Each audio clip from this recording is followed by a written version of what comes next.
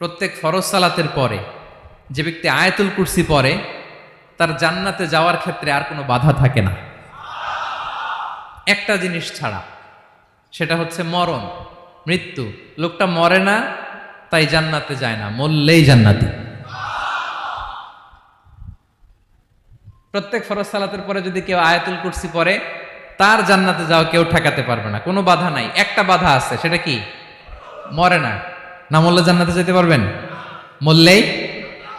তাহলে কত ফজিলতপূর্ণ আয়াত বলেন।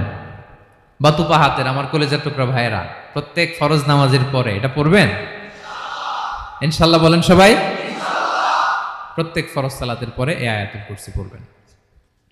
এবং বিষ্ণু ইসা ইসলাম বলেছেন, যখন ঘুমোতে যাবা, ইদা আওয়াইতা ইলা ফিরাশিক, যখন ঘুমোতে যাবা আয়াতুল কুরসি পড়বা। যদি পড়ো, আল্লাহর পক্ষ থেকে আপনার সিকিউরিটির জন্য আল্লাহ একটা স্পেশাল ফেরেশতা নিয়োগ দেয়,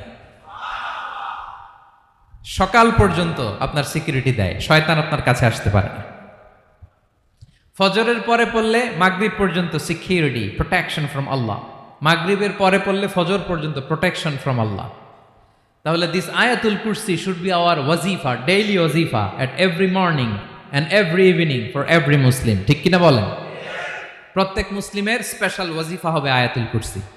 ফরজ নামাজের সালাম ফিরানোর পরে আস্তাগফিরুল্লাহ আস্তাগফিরুল্লাহ আস্তাগফিরুল্লাহ 3 বার, সুবহানাল্লাহ 33 বার, আলহামদুলিল্লাহ 33 বার, আল্লাহু আকবার 33 বার, লা ইলাহা ইল্লাল্লাহ ওয়াহদাহু লা শারীকা লাহু, এগুলো পড়ার পরে আমরা আয়াতুল কুরসি পড়ব। তাহলে জান্নাতে ঢোকার এন্ট্রি আমার কেউ ঠেকাতে পারবে?